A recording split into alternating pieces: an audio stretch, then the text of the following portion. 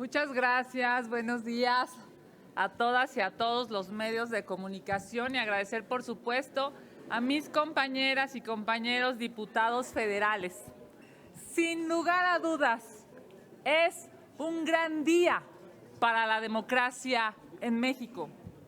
Esta definición de la Suprema Corte de Justicia de la Nación refrenda la confianza en las instituciones y hace patente la necesaria y sana división de poderes.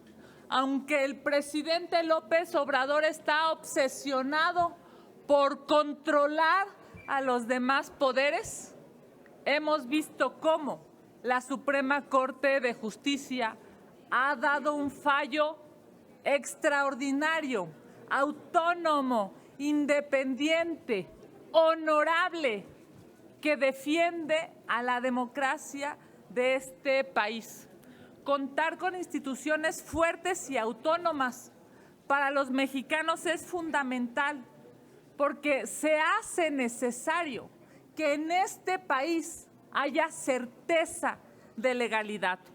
La Corte resolvió la acción de inconstitucionalidad que presentamos las y los integrantes de la oposición en el Congreso mexicano. Sin lugar a dudas, este es un gran triunfo de la oposición y de la ciudadanía. Este es un gran triunfo de quienes firmamos la acción de inconstitucionalidad, pero también de las mujeres y de los hombres que salieron a manifestarse en esa maravillosa marea rosa que buscó, ante todo, fortalecer a la Corte y decirles a los ministros que fueran valientes.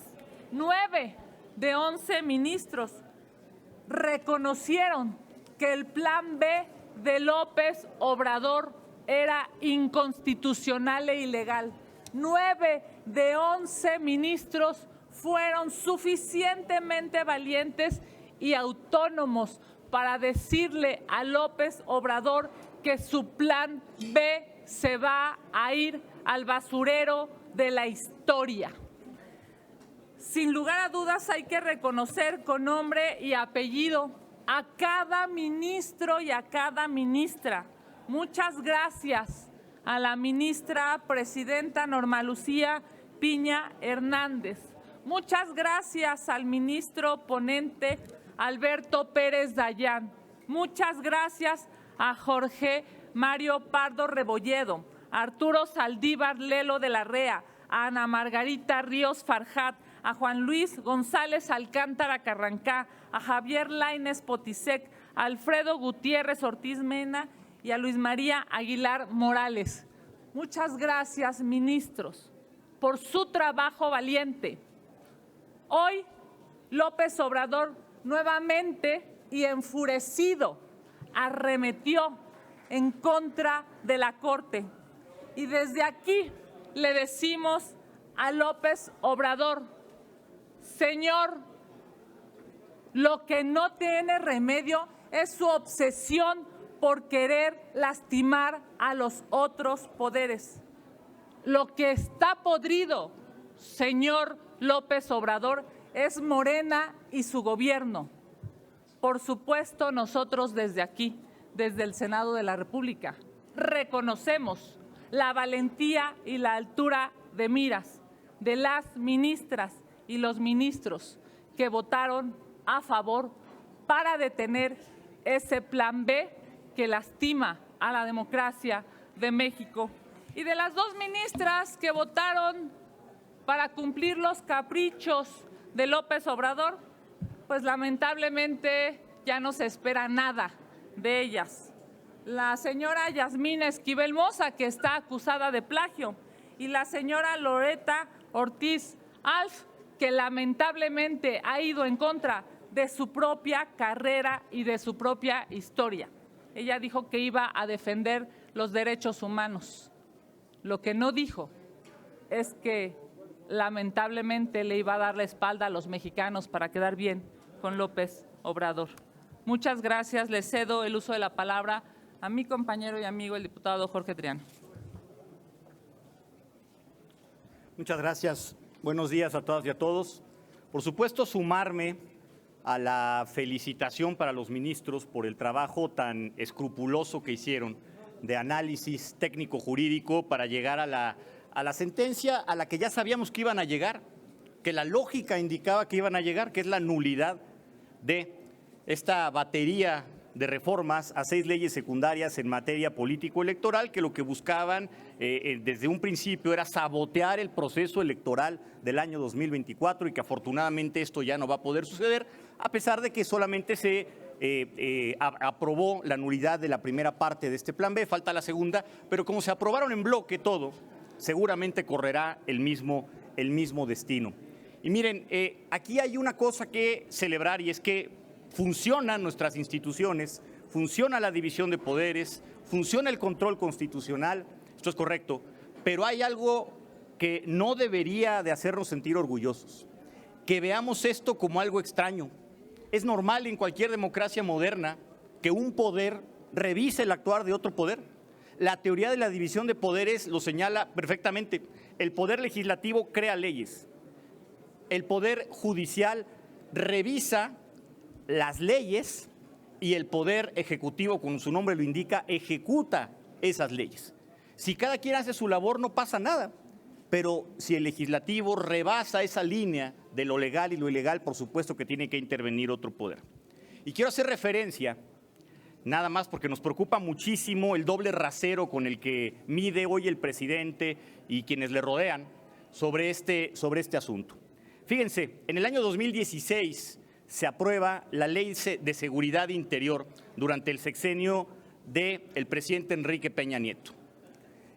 Se aprobó, déjenme decirles, a ver si les es familiar, en un albazo legislativo, utilizando la figura de urgencia y obviedad de trámite, se aprobó saltándose todo el proceso parlamentario, nunca pasó a comisiones, nunca se deliberó en comisiones, no hubo foros de Parlamento abierto, no se consultó con organizaciones no gubernamentales ni expertos, ni tampoco se dejaron pasar las 24 horas reglamentarias para que pudiera dársele publicidad a este proyecto. Y fue un mayoriteo cuando gobernaba el PRI en ese entonces. Y los partidos de oposición en ese momento, PAN, PRD, Movimiento Ciudadano y Morena, votamos en contra.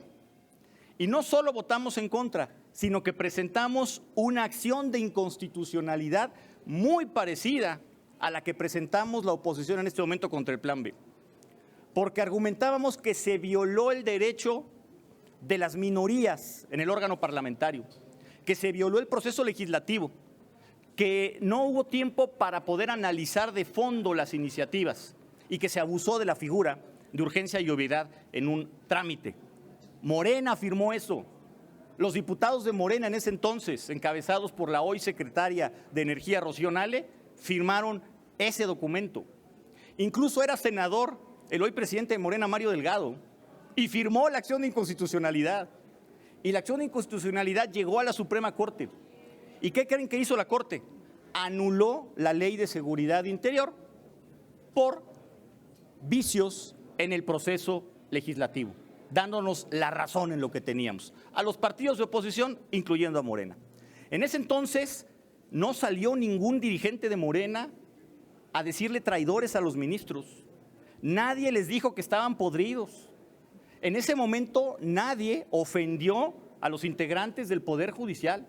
En ese momento nadie argumentó que no tenía validez lo que determinaran porque nadie había votado por ellos. Nadie tuvo ese tipo de denuestres que están teniendo en ese momento. Porque ¿saben cuál es la diferencia? Antes no eran gobierno y ahora sí lo son. Eso habla del doble rasero y la doble moral de quienes hoy detentan el poder en este país. Y por último, para concluir, solo quiero comentar que nos preocupa muchísimo el llamado que hace el presidente de la República en lo que él denomina un plan C para ganar o arrebatar la mayoría calificada en ambas cámaras durante las elecciones del 2024. no nos asusta si no logró hacerlo en 2018, en 2021, menos en 2024. Pero ese talante autoritario, claro que preocupa, porque lo que busca o lo que dijo claramente, pues es que anunciaba que de ganar las 2/3 partes Morena en ambas cámaras, nos fuéramos despidiendo del INE, del Tribunal Electoral, de la Suprema Corte, de todas las instituciones de este país que llevan tantas décadas tratando de gestarse. Nos preocupa muchísimo. El llamado que hacemos nosotros no es a generar una mayoría unánime en la Cámara de Diputados. Al Parlamento, como es aquí el Senado de la República o en la Cámara, se viene a parlar, a dialogar, se viene a consensar. No venimos a arrebatarle nada a nadie. Este es un país diverso con pluralidad y se tiene que escuchar a todas las voces. El llamado que estamos haciendo nosotros es a que no le den poder absoluto a nadie los ciudadanos en el año 2024. A que obliguen a los partidos a que se pongan de acuerdo para que no haya avasallamientos como los que estamos viendo en este momento, que aún sin tener mayoría, porque Morena no es mayoría, ni siquiera simple por sí solo como partido en el Congreso de la Unión, ni siquiera simple, tiene que sumar al Verde, al PT y a otros. Aún así, están avasallando al adversario y eso es algo que hay que lamentar. Entonces, pues es una doble sensación la que tenemos, por supuesto, saludar la sentencia de la Corte, pero por otro lado, lamentar que no estemos acostumbrados a que cada poder ejerza sus facultades y condenar las declaraciones del presidente de la República y la doble moral con la que se ha manejado Morena. Muchas gracias. Gracias, diputadas, diputados, senador, senadora. Les pregunta Héctor Figueroa, de Grupo Imagen. Sí, buenos días. ¿Qué opinión les merece ayer el secretario de Gobernación? Hablaba más bien como parte de una facción de un partido político que como secretario de Gobernación. Hablaba ya también el del Plan C en el sentido, yo entiendo también de si tienen 2/3, anular el esquema actual de la Suprema Corte de Justicia y que se vote en voto popular a los ministros de la Corte. ¿Eso no sería un tanto romper el orden constitucional por una parte? Y el temor a ese llamado a como de lugar tener 2/3, ¿no estaría siguiendo los pasos de Manuel Bartlett? Sí, en el 88, que fue un esquema similar, ¿no? A ganar porque ganamos. No sé qué piensa, particularmente sobre el actuar del secretario de Gobernación y también sobre el plantón que hay en la Corte, que han llegado hechos violentos en contra de los ministros. Gracias. Primero que nada decir que el plan C del gobierno de Morena es un plan C de corrupción, es un plan C de compadrazgo, es un plan C de,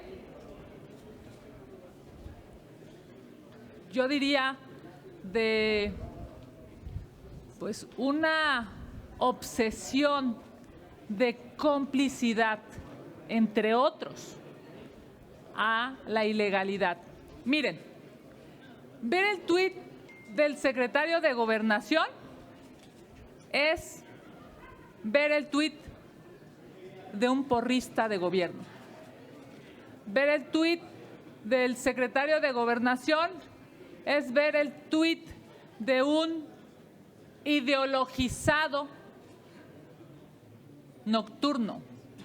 Ver el tuit del secretario de Gobernación es darnos cuenta por qué no se está volviendo la fichita favorita de quienes hoy todavía le creen a Morena. Decirle al secretario de Gobernación que su sueldo lo pagan todos los mexicanos, que él es o debería ser un servidor público para todos los mexicanos, que en lugar de estarse preocupando por las resoluciones de otro poder, por lo que debería de preocuparse es por decirle a México en dónde están los responsables del asesinato de 40 migrantes. El secretario de Gobernación le está quedando a deber al pueblo de México y evidentemente ese tipo de mensajes demuestran que no trabaja para los mexicanos, sino trabaja para continuar con esta visión autoritaria que tiene López Obrador. Es claro que van a perder las elecciones, es claro que van a perder la Ciudad de México y por eso están tan desesperados. Nada más comentar sobre esta iniciativa que anuncia hoy el presidente de la República, que ya lo venía esbozando desde hace tiempo para hacer una modificación de fondo, dice él, al Poder Judicial, que prácticamente lo que quiere es que el Poder Judicial sea un apéndice del Ejecutivo, ¿no? Prácticamente es lo que quiere. Bueno, está en su derecho de promover este tipo de reformas. Nada más que estas reformas requieren una modificación de carácter constitucional. Y la gente le dio la espalda a él y a su partido en el año 2021 y no le concedió el permiso para llevar a cabo reformas de carácter constitucional porque no le dio a su partido las 2/3 partes de la composición de la Cámara de Diputados. Entonces tendrá que hacer doble trabajo. Demostrar que ha gobernado bien, no sé cómo le va a hacer, no creo que haga milagros el señor. Y por otro lado, convencer a los ciudadanos de que es necesario tener 2/3 partes. Lo veo imposible, por eso ni siquiera le vamos a prestar tanta atención, como tampoco le vamos a prestar mucha atención a esa persona llamada Adán Augusto, que no es secretario de Gobernación, porque este país no tiene secretario de Gobernación. Este país está usurpado en la calle de Bucareli, en la Secretaría de Gobernación, por un operador político de los intereses del presidente de la República con apetito de candidatura presidencial. Y lo vimos el día de ayer cuando anunció este plan C, que es el plan C de canalla, así se llama. Tiene la palabra la diputada Carolina Budegard. Y nada más también llamar a la cordura y a la mesura por parte de Morena como partido político y también de sus militantes, porque lo que estamos viendo es que están llamando a la violencia contra los ministros de la Corte que votaron en contra del Plan B, lo cual es sumamente preocupante. En lugar de estar dirigiendo estos ataques y este combate al crimen organizado y dejar de abrazarlos, lo que están haciendo es llamar a sus militantes, a sus huestes, a inconformarse contra los ministros que están simplemente haciendo su trabajo y cuidando la Constitución como un control constitucional, y están llamando a que se manifiesten afuera de la Corte contra la ministra Piña y contra los otros 8 ministros que votaron a favor del Plan B, de que al final el Plan B fuera declarado inconstitucional. Entonces, lo cual es sumamente preocupante. Llamamos desde aquí, desde la Comisión Permanente, a la mesura, a la cordura, a que acepten el control constitucional, la división de poderes, porque aunque no les guste respetar la ley, seguimos siendo un país de leyes, un país de contrapesos, y la ley es la ley. Si ustedes me los permitieran, tenemos una pregunta que les envía vía remota Gerardo Segura de Azteca Noticias. Él les escribe: ¿es absurdo pensar en elegir a los ministros de la Corte como lo propone López Obrador, porque se trata de personas altamente especializadas en la materia? De lo contrario, se podría elegir para la Corte a personajes como Cuauhtémoc Blanco o a Silvia Pinal, por poner un ejemplo, además de que es anticonstitucional. ¿Qué opinan? Bueno, podría ser aún peor, bajo la visión que nos ha dejado ver el presidente de la República, pudiéramos ver a un diputado, a un senador de Morena que al mismo tiempo es ministro de la Corte. Vaya, eso me parecería terrible, ¿no? Y que me digan aquí, ¿en qué país sucede eso? Hay muchos países que eligen a los jueces, entre los Estados Unidos, o a los fiscales por la vía del voto directo. Pero un tribunal constitucional como tal tiene que ser el tribunal de última instancia, y para ser tribunal de última instancia tienen que estar las personas más capaces y con el perfil de idoneidad. Pero yo insisto, esta iniciativa que anuncia el presidente, o este grupo de iniciativas que anuncia el presidente, no tienen futuro alguno, porque se requiere mayoría calificada, y aunque lleguen al Congreso va a volver a pasar lo mismo. Los intentarían mayoritear, no podrían, se encontrarían con un dique de contención para no lograr sus 2/3 partes, y por lo tanto no pasaría nada. Entonces, pues, yo insisto, que el presidente salga con esas propuestas a ver qué opina la gente, y si le otorga las 2/3 partes en el 2024, bueno, pues tendremos que atenernos a las reglas de la democracia de este país, ¿no? Pues no tendríamos más preguntas registradas. Les agradecemos mucho a las diputadas, a los diputados, Gracias. a la senadora y al senador. Gracias y buenos días.